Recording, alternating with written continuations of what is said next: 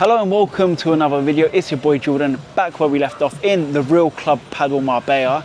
It is the part 2 of the push-pull leg series in the Real Padel Club. So let's get into legs. So for the first exercise, I find myself inside the indoor gym in the Real Padel Club for the first time. It's really busy, it's really congested in here, but it's aircon, so yeah, I'm absolutely loving it. So no matter where I am in the world, I always start off my leg day with leg extensions, just because I've always struggled to grow them. So I feel like if I start off with leg extension first, I'm really pre-exhausting the muscle. When I go into my big compound lifts for my next exercises, I can really feel it in my quads. But yeah, let's get started.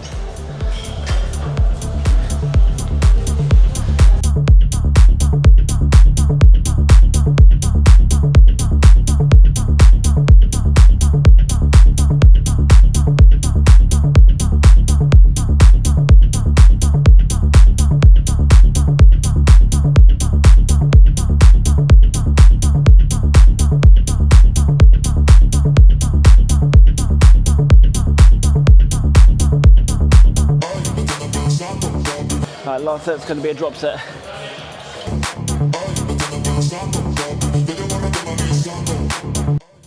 So next exercise is the hack squat. I'm not going to lie, it's a lot more horizontal than I'm used to, but nonetheless, I used this in my last leg day and I really like this machine.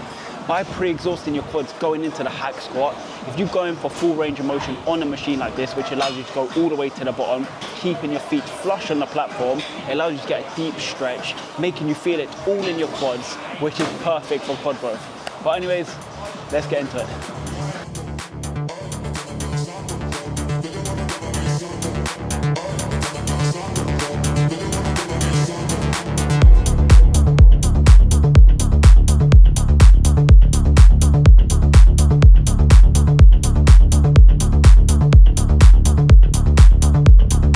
One thing I always try to do when I train quads or legs specifically, especially on my compound lifts, I always try to do like myo reps. So what I'll do my reps, and once it gets to a point and I feel fatigue, I'll hold it at the top for a good 5 to 15 seconds, then I'll go again. If I don't have that 10 to 15 second break, I would have probably failed. That 10 to 15 second rest may be a difference between you getting an extra rep or 2 out, so take that away from this video.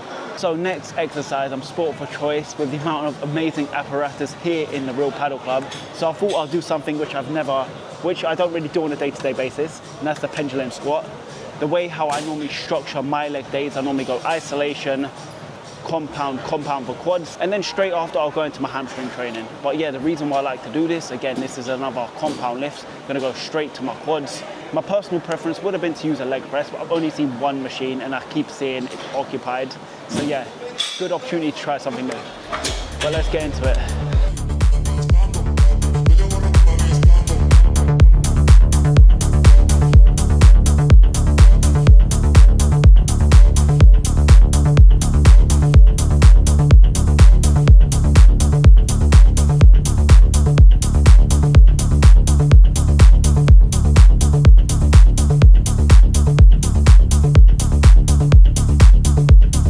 When it comes to quad training, range of motion is key. That's where the magic happens. If you're enjoying this video so far, give it a thumbs up and smash the subscribe button. So that is quads finished. First of my hamstring exercises, I thought all was doom and gloom and I thought I had to head back in. But I found this lay-in hamstring curl in the corner of the gym, just behind the paddle courts. This is an absolute lifesaver because I didn't want to have to go back inside, put my top on because I'm absolutely boiling. To be honest, I'd much rather a seated variation just because you can lean into it and get that full squeeze on that peak contraction and really slow it down.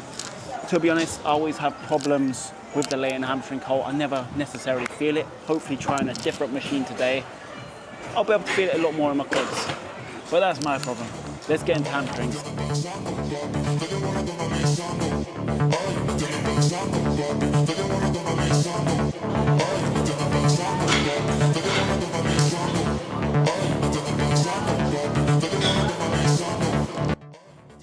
So my next hamstring exercise is going to be on this machine I've never actually used before. It's called the Elite Deadlift.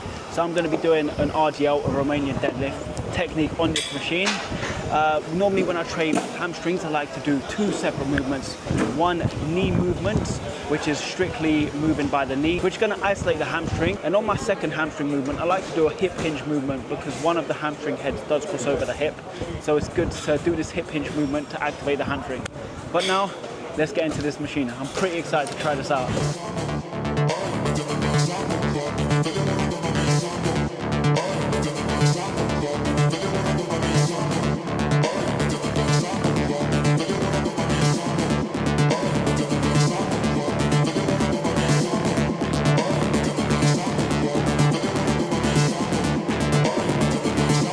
So that is a wrap on the leg day. I will normally finish up with some calves, but with the amount of walking I'm doing, I'm averaging 20 to 30,000 steps a day.